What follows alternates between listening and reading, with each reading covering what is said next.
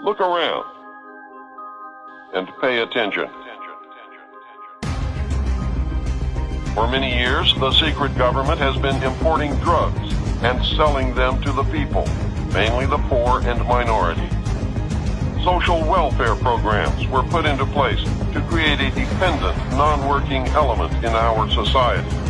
The government then began to remove these programs to force people into a criminal class that did not exist in the 50s and 60s. The government encouraged the manufacture and importation of military firearms for the criminals to use.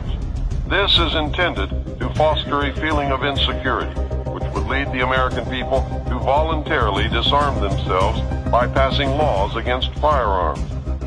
Using drugs and hypnosis on mental patients in a process called Orion, the CIA inculcated the desire in these people to open fire on schoolyards and thus inflame the anti-gun lobby. This plan is well underway and so far is working perfectly. The middle class is begging the government to do away with the Second Amendment. The media will convince the American people that a state of anarchy exists within the major cities. The government will then suspend the Constitution and declare martial law. The media, radio, TV, newspapers, and computer networks will be nationalized and seized. Your freedom will never be returned, and you will live in slavery for the remainder of your life. You had better wake up, and you had better do it now. The secret power structure may believe that by our own ignorance or by divine decree, planet Earth will self-destruct sometime in the near future. These men sincerely believe that they are doing the right thing in their attempt to save the human race.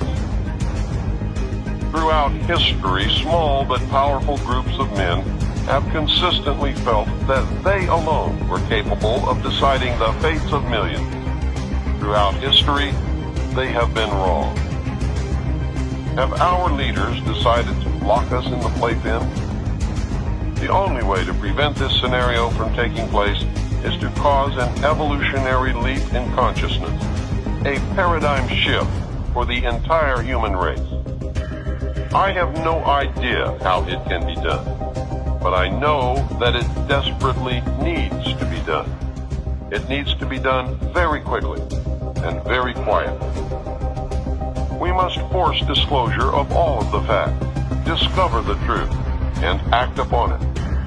The situation in which we find ourselves is due to our own actions or inactions over the last 44 years.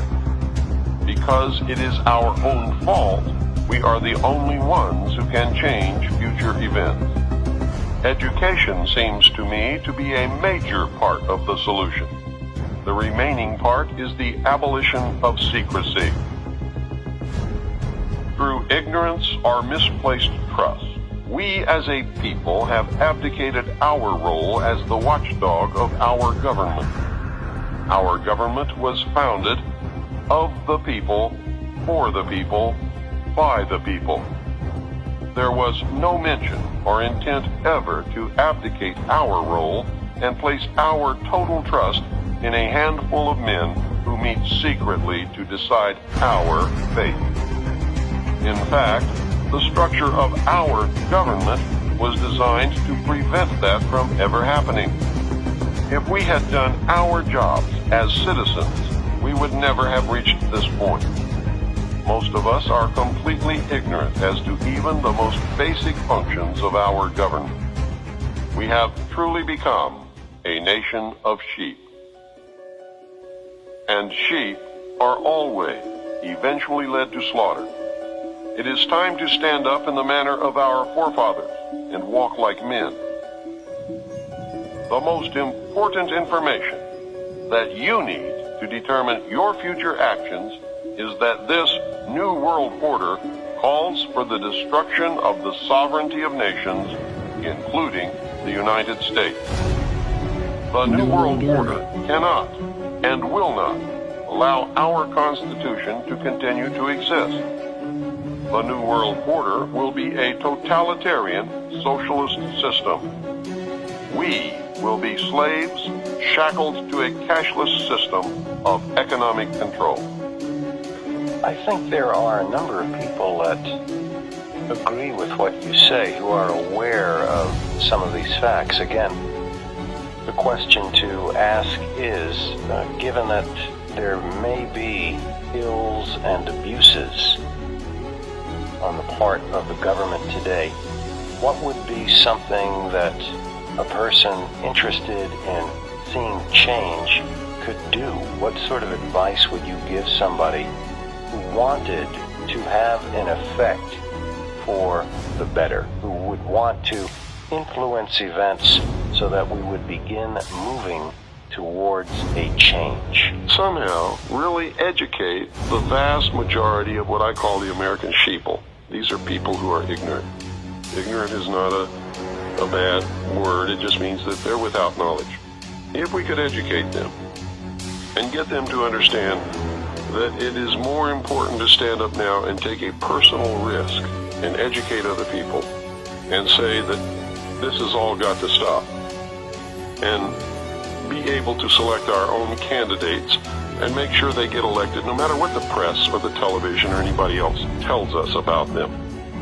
Put them in office, people who will support, protect, and defend the Constitution, like the liars and the charlatans who are in office now swear to do when they take their oath of office, but don't at all. Don't even attempt it.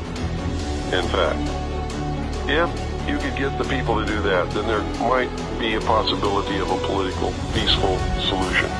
In the history of the whole human race, the only people that have ever lived on this planet who have ever truly been free, the ultimate achievement of all humankind was to accept the individual as a king or queen in his or her own right, being responsible and having all of the freedom and liberties that they could possibly imagine right here in this country. And we created a government that was supposed to have a balance of power and was limited, strictly limited by the Constitution, and only given a very few powers. That's all gone now. I mean, that's like you hear these politicians in Washington today talking about how the Constitution is an outdated document penned over 200 years ago by a bunch of doddering old men who did not understand the complexities of the modern age. They won't tell you what you should already know, is that the document is not an outdated old document. It is a living Constitution. It has within it the means for change should the people desire that it be changed. If you want to find out how quickly the society can turn against one, and I'm talking seriously here, stand up and tell the truth about just anything that you want to stand up and tell the truth about. It scares the living daylights out of everyone. And so the first thing that happens is you find out who your friends are and who your friends are not, because there's a great weeding out there. And it's not anything that you do on your part or that I've done on my part. They just disappear. You can't go to church. You can't go to cocktail parties because everybody else is sitting around talking about the weather or, oh, what school did you go to? And when you have done the research and arrived at some of the answers that I know to be true now, those people become like kindergarten children. They're not in the real world, and I can't engage in that kind of a conversation. So you really find yourself in another world. They've lost the reality of what really is important, and they're about to lose their freedom to even discover those things at this point. I ask you a last question, and that is, how would you like to be seen or remembered?